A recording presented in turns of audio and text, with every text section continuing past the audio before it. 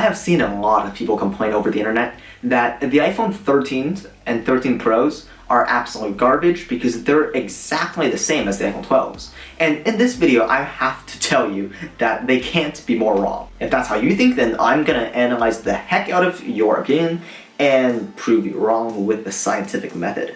Okay, let's get started.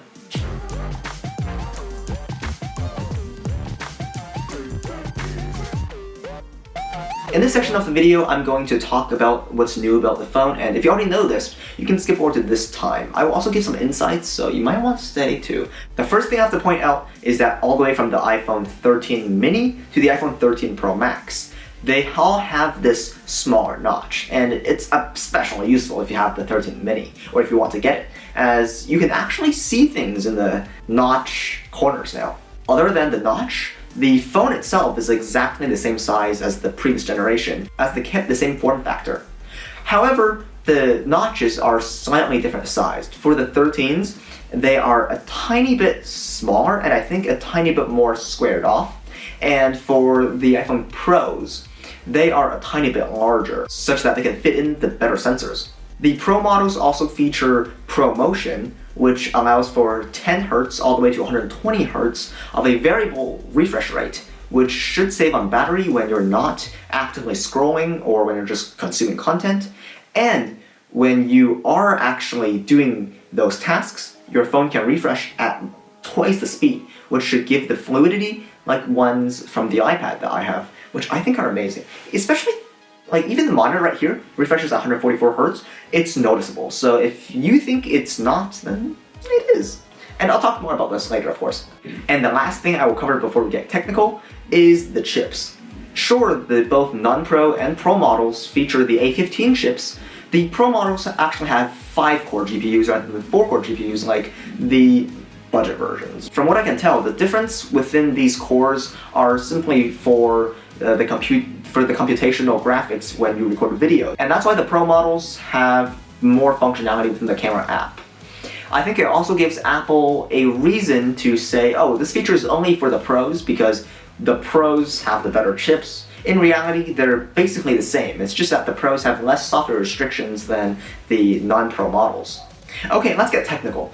Both the screens for the non-Pro and Pros are the Super Retina XDR displays, and this year they're 25% brighter than last year's, which were already, I think, 15% brighter than the iPhone 11 Pros. So overall, I think right now if you go outside with your screens, it should be plenty bright and you should be able to read the text, or I don't know what you read outside. The iPhone 13 Pro still has the same 460 ppi, and the iPhone 13 Pro Max also has 458 ppi, if I'm not mistaken.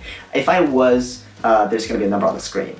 So they all have the same pixel density, which if you're still doing VR and like doing the phone VR thing, you might appreciate that. Does anyone even do that anymore? I have no idea. I don't think they do. If you do, leave a comment. If you don't, also leave a comment because I need comments and it helps me recommend the video. Similar to last year, all phones have the same ceramic shield on the screen so they don't crack as often, unlike my phone, which I dropped earlier, and look at how shattered it is. I am upset. Visibly and emotionally and physically and mentally, and there's so many terms. I'm sorry, I'm taking literature right now and it is not helping with my videos. What's important though is the triple camera system, which have been heavily upgraded. Now, okay, let me read this. It has a f2.8 telephoto lens. And honestly, f2.8 isn't that good for a telephoto lens. It means that things will stay relatively sharp in the background, which is something you don't like. What I do like though, is that the wide lenses have an f1.5. Although the lenses are really small, the background won't be as blurry, but with a blurry background, you tend to see more cinematic shots, which is something I will get into later on as well. Finally, the ultra-wide lenses have an f1.8, although again the lens is even smaller for the ultra-wide, so the background you can expect to not be blurred. To the normal wide camera lens, which is the usual lens that you take photos with, this is the largest sensor ever on an iPhone, and it's 2.2 times more sensitive to light, so it absorbs a lot more light in, and it's better for low light photos and even for exposure photos, which I think are amazing.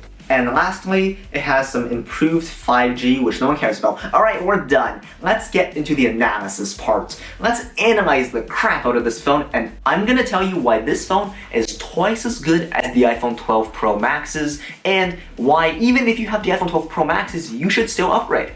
I know, controversial. Are you ready for this? If you are, hit the like button, subscribe, comment, share the video. Oh, another thing, watch to the end of the video, as that's actually a metric that helps me most. So yeah, watch the video, please. Don't click off right now. I know you don't do it, alright? I'm getting into the interesting parts now. The scientific method claims that you should make a hypothesis, then collect the data, and then evaluate your data. So first, my hypothesis is that the iPhone 13 lineup is a lot better than the iPhone 12 lineup. But most people don't know this, and my evidence are here. Despite there being very minimal physical changes between the 13 lineup and the 12 lineup, there's actually quite a bit of differences within the phone. Namely in the iPhone 13 Pro Maxes, which is what I'm going to focus more on because it's more apparent that way. On the 13 Pro Maxes, you can see that the screen is very much improved with a higher refresh rate and brightness. But underneath the screen, we have the internals, which are all revamped. Sure, the processor isn't that much faster than last year's, but the entire internal has been shifted around much like the newer Apple Watches. And with the new and better placed internals, we can have a bigger battery, which allows for 22 hours overall of usage. You can use the phone for 22 hours based on normal usage time, so for people like us, we can use it for about 10 hours. But 10 hours is still a lot! I can use my iPhone 11 Pro for, I'd say, 7.5 hours, and I would definitely want an extra 2.5 hours. Not only that, but the new phone isn't that much heavier than the old one, and especially with such a big form factor for the Pro Maxes, you would definitely want a phone that's not weighed like a brick. I would not recommend holding a brick as a phone for a whole year. Maybe you want that, maybe you want to work out, and then you can have like a stack of 4 iPhones and just do work. You should do that at a gym, it's really cool. Aside from the internals, we also have the back. And the cameras are very much improved with the new optical triple camera, phosphate bilayer, object imagery system. I made it up, but you do know that the cameras are actually really good, right? Right. We now have the cinematic mode, which is amazing. I'm pretty sure it uses the same technology as portrait mode, and especially with the LiDAR, it allows you to sense depth, and because it doesn't make any sense. There is no way in heck that the phone, with such a small sensor, it's smaller than your brain, with such a size, can produce the blurriness that they showed in the promotional videos. And there's no way in heck, even if it could, for you to choose where the focus is after the fact. This is insane. I purchased this camera because of the blurry backgrounds. Now you can do that with an iPhone. That is insane. So, with that, you can produce new and amazing cinematic videos like they showed in the keynote, and they added a feature where you could look somewhere like behind me, and if I was using the new phones right now, my phone will no longer focus on me, but on the background or whatever I'm looking at. And that is crazy. It has depth perception and it analyzes frame by frame to everything you see. So if you are interested in photography, videography, or video production, you can do that. And you can shoot in ProRes. There's so many things you can do with the new phones now that honestly, I'm questioning whether you need to buy a camera like the one I have here or not. With this phone, which is fairly more expensive than a camera I'm using, you can produce similar results, and it has a whole phone built into it. There's a phone in your camera, dude. Do you agree? And if you have the iPhone 12 Pro Maxes or those things, you can, in fact, sell it on Facebook Marketplace, Kijiji, eBay, whatever, for about $1,200. I think that's a pretty good deal if it's not broken and it has all OEM parts. So I do actually advocate for you getting a new phone every year, although that could just be the Apple sheet part of me speaking. Did you enjoy this video? I think it's a bit laid back, and I'm just speaking my mind.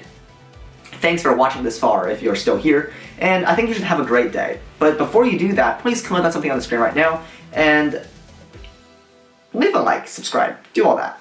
Maybe keep watching.